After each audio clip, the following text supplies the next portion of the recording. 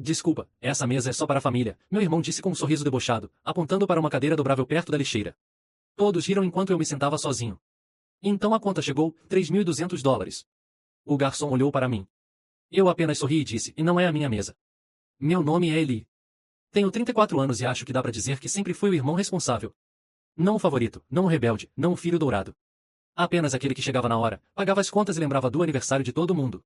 Trabalho com finanças, moro sozinho e não costumo causar alarde com nada. Minha família, bem, é barulhenta, unida naquele jeito performático, e muito boa em fingir que está tudo ótimo enquanto varre os problemas reais para debaixo do tapete. Sempre fui meio periférico, presente, mas nunca incluído de verdade. Aquele tipo de pessoa que é convidado para os casamentos, mas nunca aparece nas fotos.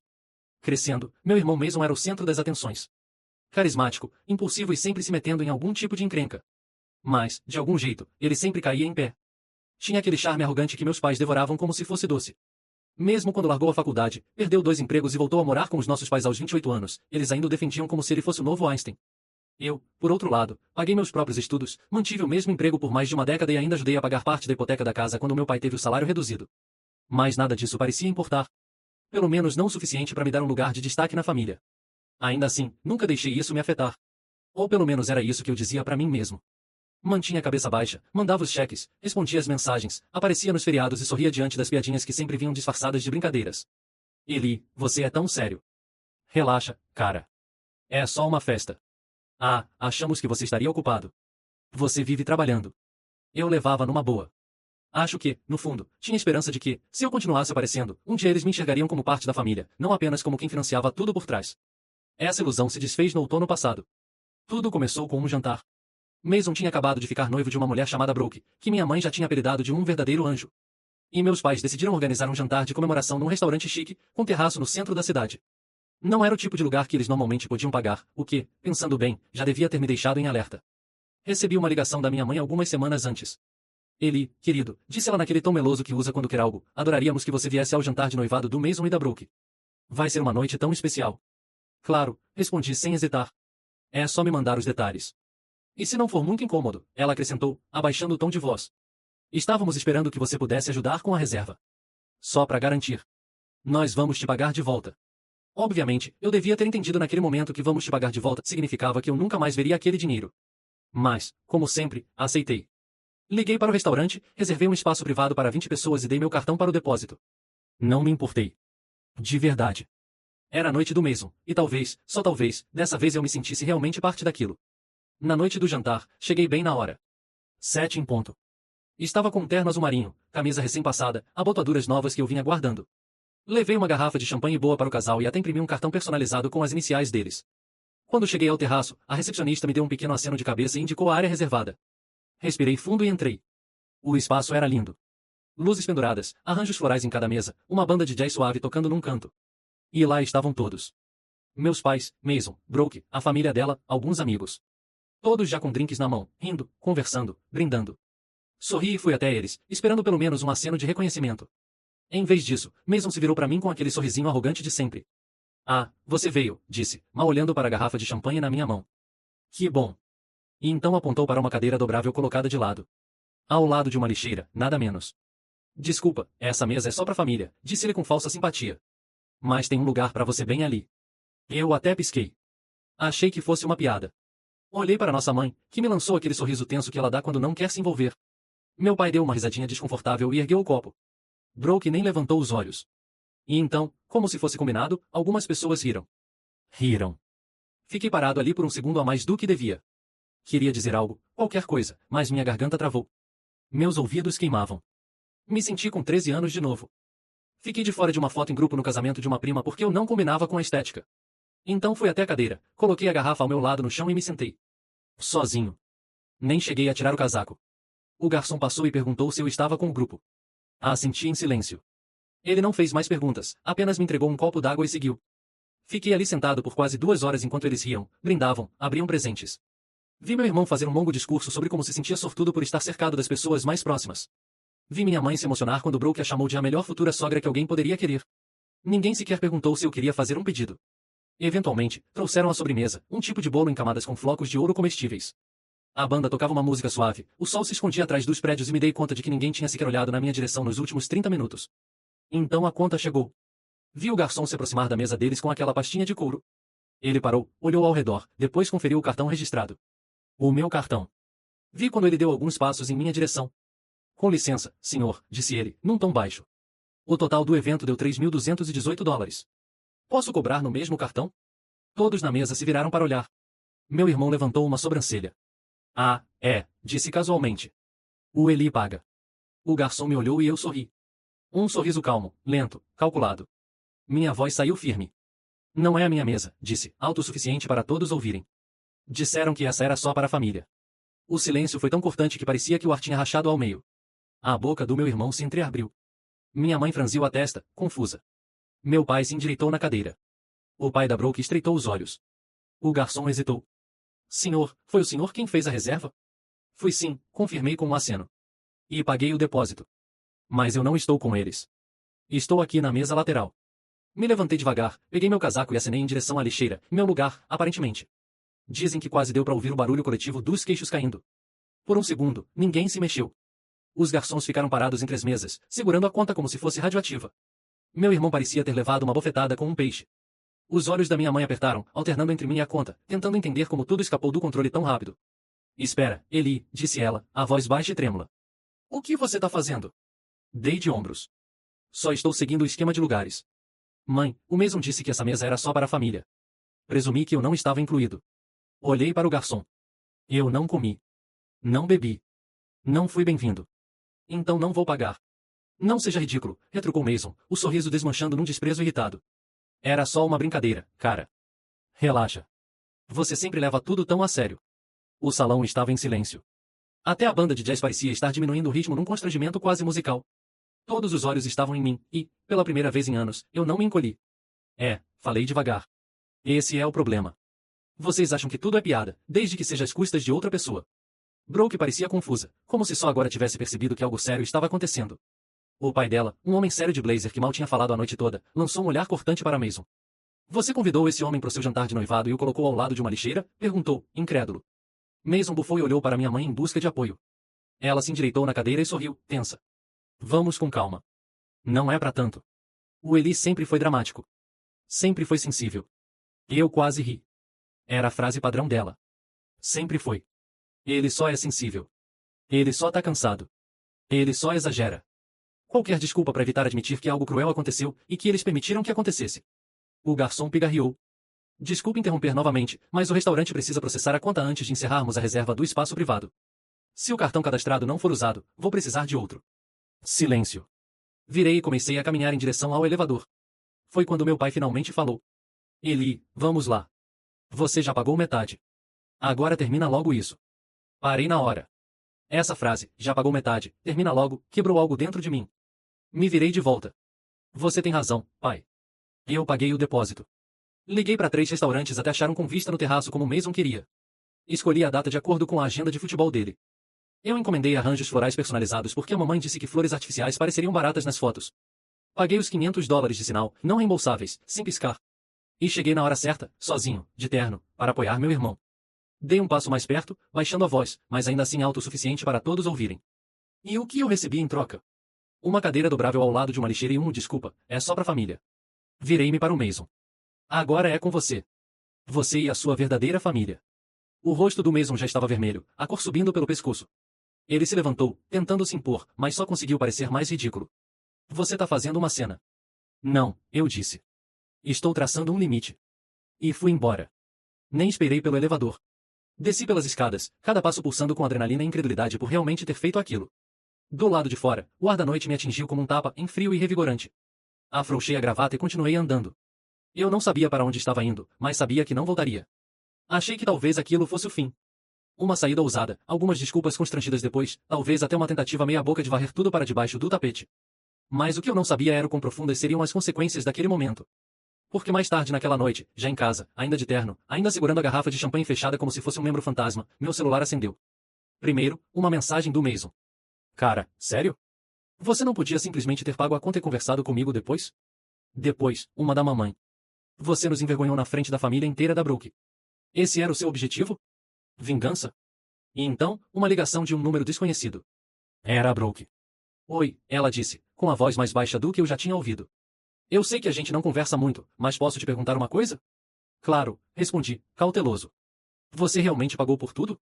O sinal, as flores, tudo mesmo? Parei por um instante. Sim. Houve silêncio do outro lado da linha. Eles disseram pro meu pai que você se ofereceu. Que foi ideia sua. Aquilo me travou. Eu nunca me ofereci, respondi, devagar. Eles pediram. Eu disse sim. Não esperava nada em troca, mas com certeza não fiz isso para aparecer. Brooke suspirou. Bom, meu pai tá furioso. Achava que você tinha feito isso como um gesto gentil, mas agora tá dizendo que nunca teria aceitado o restaurante se soubesse que estava sendo bancado por alguém que eles basicamente jogaram num canto. Fiquei em silêncio. Ele disse que o Mason e seus pais fizeram ele passar vergonha. Pausa. Não tô ligando para me envolver, ela acrescentou rapidamente. Só achei que você devia saber. Agradeci e desligamos. Mas as consequências estavam só começando. Nos dias seguintes, as coisas escalaram mais rápido do que eu esperava, e não do jeito que a minha família provavelmente imaginava. Começou pelo grupo da família. Sabe aquele, que normalmente só se movimenta em aniversários e feriados, cheio de presentes reciclados, fotos borradas de comida e feliz sexta da minha tia? Não havia uma única mensagem desde a noite do jantar, mas de repente ele explodiu de vida. Mamãe e Eli, precisamos conversar. Me liga quando tiver um minuto. Mason, você estragou tudo com a família da Brooke.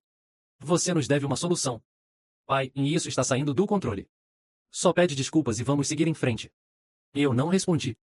Não era só sobre a cadeira. Nem mesmo sobre a conta. Era sobre tudo que veio antes. Anos sendo tratado como contato de emergência, motorista designado, carteira reserva. E agora que finalmente disse não, eles não sabiam o que fazer comigo. O que piorou, ou melhorou, dependendo do ponto de vista, foi que o pai da Brooke aparentemente não era do tipo que aceitava ser humilhado de cabeça baixa. Pelo que fiquei sabendo por um amigo em comum do Mason, um cara chamado Trent, que sempre foi mais decente comigo do que a maioria deles. O Sr. Whittaker teve um surto na noite seguinte ao jantar. Ele pagou pela escola particular da Brooke, ajudou a fundar a empresa de marketing dela, e aparentemente organizou toda a temporada de noivado com elegância e cuidado, só para descobrir que o lado do noivo mentiu sobre quem pagou pelo local, tratou um parente como lixo e ainda deixou metade da conta das bebidas para ele depois que eu me recusei a pagar o restante. Segundo Trent, o pai da Brooke disse algo durante o brunch do dia seguinte. Se é assim que eles tratam o próprio sangue, imagina quando você casar com essa família? Aí doeu. O impacto atingiu Mason como um trem desgovernado. De repente, o planejamento do casamento foi colocado em pausa. A Brooke voltou para o apartamento dela para dar uma pausa mental, e os painéis do Pinterest desapareceram. Minha mãe, em modo de controle de danos, me mandou um e-mail longo. Não foi uma mensagem de texto, nem um correio de voz. Um e-mail de verdade. O assunto era, por favor. O corpo do e-mail tinha 5 parágrafos de manipulação açucarada, falando sobre como ela nunca quis me magoar, como nunca percebeu que eu me sentia excluído, e como significaria muito para a família se eu estivesse disposto a sentar com o Mason e resolver tudo numa boa. Mas em nenhum momento da carta estava escrita a palavra desculpa. Apenas, não percebemos que você entendeu mal. Não vamos deixar uma noite boba destruir o vínculo que construímos. Fiquei olhando para essa última frase por um tempo. Que vínculo era esse?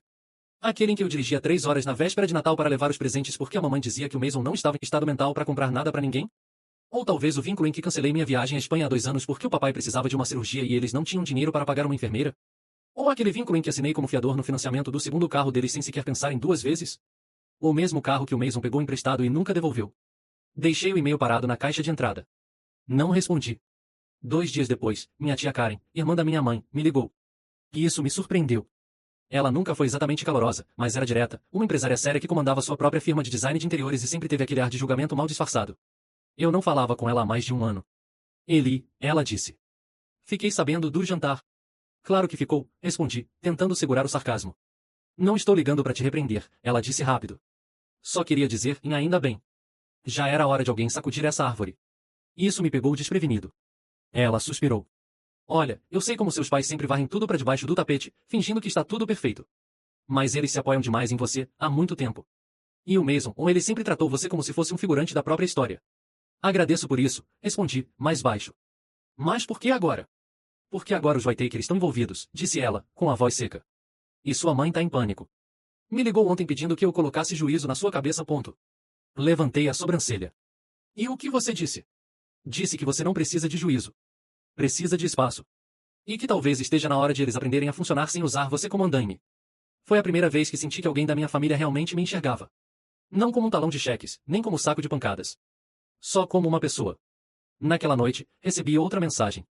Dessa vez do Mason. Mason, mano, o pai da Brooke acabou de cancelar o sinal do local do casamento. Disse que a gente não compartilha dos mesmos valores. Conserta isso. Não foi um pode me ajudar? Nenhum me desculpa. Foi conserta isso. E foi aí que percebi que ele ainda não tinha entendido. Ainda achava que eu era uma ferramenta na caixa dele. uma válvula de escape, uma carteira com batimentos cardíacos. Então decidi consertar uma coisa. Mas não do jeito que ele esperava. Naquela noite, entrei na conta compartilhada que eu tinha aberto há um ano, a mesma que o Mason usava temporariamente enquanto estava desempregado, e que nunca se deu ao trabalho de fechar, mas onde estavam vinculados o plano da academia e o Spotify, e transferi discretamente os fundos restantes para uma nova conta poupança privada que eu tinha começado. Não era muito, só alguns milhares, mas era meu. Dinheiro que eu tinha deixado lá por algum senso vago de lealdade fraterna. Depois, liguei para o banco e encerrei a conta conjunta. Na manhã seguinte, o Mason me ligou 4 vezes seguidas. Quando finalmente atendi, a voz dele estava desesperada. O que você fez? Não respondi. Mano, eu tenho um encontro com a Brooke hoje à noite. Ia levar ela naquele lugar que ela gosta, mas meu cartão tá dando erro. Diz que a conta não existe. Eu sei, eu disse. Eu fechei a conta. O quê? Você não pode simplesmente. Posso sim, respondi com calma.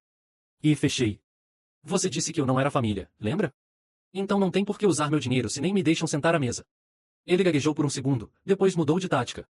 Qual é, cara? Não faz isso. Você tá com inveja. Admite logo. Sempre odiou o fato de eu ter mais atenção. Agora tá só fazendo birra porque o pai da Brooke ficou do meu lado. Eu ri. Ri de verdade. Ah, Mason, ou você acha mesmo que ele tá do seu lado? Silêncio. Então eu disse. Fica tranquilo, cara. Você sempre dá um jeito. Pede pra mamãe abrir outra linha de crédito no seu nome. Ou talvez o pai da Brooke possa te ensinar a se sustentar sozinho. E desliguei. Não sei o que o Mason fez depois disso. Mas algumas horas depois, meu celular vibrou de novo, dessa vez, não era o Mason. Era um e-mail com o assunto e acho que precisamos conversar. Fiquei encarando o e-mail da Brooke por um tempo antes de abrir. O título acho que precisamos conversar soava como prenúncio de algo grande, algo para o qual eu não tinha certeza se estava preparado. Mas a curiosidade, e um estranho senso de encerramento, me fizeram clicar. Era mais longo do que eu esperava. Educado, mais pessoal. Formal, mas com o tom de alguém claramente à beira de um colapso. Ela começou dizendo que entendia o quão constrangedor o jantar tinha sido e que não tinha percebido como eu fui tratado até tudo desabar. Ela admitiu que não prestou atenção. Eu estava tão focado em planejar a noite perfeita que não parei para enxergar o quadro completo, escreveu ela, mas contou que seu pai ficou furioso. Furioso não apenas pela questão financeira, mas por princípio. Ele disse, se eles conseguem humilhar publicamente alguém que financiou e apoiou emocionalmente a noite inteira, ela escreveu, então eu preciso repensar seriamente em que família estou me casando. Brooke não mediu palavras. Disse que o Mason tinha minimizado tudo no começo, dizendo que era um mal-entendido bobo. Mas depois que o pai dela pediu à gerência do restaurante uma cópia detalhada da fatura, as mentiras começaram a ruir. Mason havia dito que eu insisti em pagar, que eu não quis sentar à mesa principal porque era introvertido, que fui embora cedo por causa de uma emergência no trabalho. Mas aí eu falei com o garçom pessoalmente. Sim, liguei para o restaurante, ela escreveu. A história desmoronou completamente. E então veio a parte que eu não esperava. Terminei o noivado ontem à noite. Pisquei. Ela explicou que não foi só o jantar, mas que toda a situação tirou o véu de comportamentos que ela vinha ignorando. O senso constante de direito, o modo como Mason falava de mim pelas costas, o jeito como ela era sempre diminuída quando expressava alguma preocupação. Ele continuava dizendo que você estava exagerando, ela escreveu. Mas, sinceramente, você foi o único que reagiu com dignidade. Ela terminou o e-mail com uma nota curta. Não estou escrevendo isso para me voltar contra o Mason ou para te arrastar para drama. Só queria que você soubesse que agora eu vejo. E lamento não ter enxergado antes. Contra a barra. Fiquei sentado por um bom tempo, relendo. Não porque não acreditasse, mas porque não estava acostumado a ser acreditado. As semanas seguintes foram estranhamente silenciosas. O grupo da família no WhatsApp morreu por completo. Mason tentou ligar mais 2 vezes, mas depois que não atendi, ele desistiu. Soube por terceiros que ele tinha voltado a morar com os pais dela. Brooke devolveu o anel. O pai dela enviou um aviso oficial de cancelamento para o local do casamento e para os fornecedores. Alguns amigos antigos do Mason sumiram do mapa. Aparentemente, alguns estavam se aproveitando dos contatos da Brooke. Achei que aquilo seria o fim. Que tudo se estabilizaria no silêncio. Mas então, em um domingo de manhã, bateram na minha porta. Era minha mãe. Ela estava na varanda, usando um cardigã comprido, segurando uma travessa de lasanha como se fosse uma oferenda de paz. Os olhos inchados, a maquiagem borrada. Eu não disse nada, só abri a porta uma fresta e esperei. Trouxe janta para você, ela disse. Não peguei. Só queria conversar. Sem desculpas. Essa parte me surpreendeu. Deixei ela entrar. Sentou-se à mesa da cozinha como fazia quando eu era criança. Mesmo os dedos nervosos, mesmo o sorriso forçado. Mas dessa vez, sem passivo-agressividade. Nada de você só está cansado. Nada de ele não quis dizer aquilo. Ela pigarreou. Eu te devo um pedido de desculpas. Cruzei os braços. Só um. O rosto dela se contraiu, mas ela sentiu. Justo. Provavelmente mais de um. Ela respirou fundo. Eu não vi. Não porque não estava ali, mas porque eu não quis ver. O Mason sempre foi barulhento. Ele ocupa espaço. E você nunca pediu nada. Só fazia. Resolvia as coisas. E estava sempre presente. Acho que começamos a te tratar como uma rede de segurança. Algo que assumimos que sempre estaria ali. Esse é o problema das redes de segurança, eu disse. As pessoas só olham para elas quando estão caindo. Nunca quando estão subindo. O lábio dela tremeu. Olhou para as próprias mãos. Seu pai e eu estávamos errados. Deixamos o Mason ir longe demais. Permitimos que ele te tratasse como menos. Fiquei em silêncio. Eu sei. Não posso desfazer isso. Sei que uma lasanha e desculpa não consertam anos de desequilíbrio. Mas queria que você soubesse, e agora eu vejo. E eu sinto muito. Observei minha mãe por um momento. Pela primeira vez na vida, ela não estava desviando nem se esquivando. Não estava defendendo o Mason. Não me dizia para baixar o tom ou superar. Apenas estava ali, assumindo tudo. Assenti lentamente. Obrigado. Depois disso, não conversamos por muito tempo. Ela deixou a lasanha. A acompanhei até a porta. Ela não me pediu para perdoar o Mason. Não me pediu para ligar para ele. Apenas disse, cuide de você. E foi embora de carro. Depois disso, as coisas não se consertaram magicamente, mas também não pioraram. Meus pais passaram a mandar mensagens individuais em vez de mensagens no grupo, curtas, respeitosas. Minha mãe me convidou para o dia de ação de graças daqui a alguns meses. Só se você se sentir à vontade, ela disse. Ainda não decidi se vou. O Mason, pelo que eu vi, voltou a trabalhar meio período em alguma startup. Ele odeia viver de graça, evita encarar o espelho. Provavelmente não tentou mais falar comigo, e estou bem com isso. Quanto a mim, comecei a fazer mais com o meu tempo. Fiz aquela viagem adiada para a Espanha. Comprei um fone novo com cancelamento de ruído. Li livros sobre limites, sobre dinâmicas familiares, sobre força silenciosa. Até comecei a fazer terapia. E não porque eu estivesse quebrado, mas porque percebi que a cura não vem quando a gente espera que o outro peça desculpas. Ela vem quando a gente olha no próprio reflexo e diz, você merecia mais, e deu isso a si mesmo. Então não, eu não paguei a conta naquela noite. Mas finalmente cobrei anos de uma dívida silenciosa, e, pela primeira vez na vida, não estou sentado ao lado da lixeira. Estou na minha própria mesa. E essa mesa é o suficiente.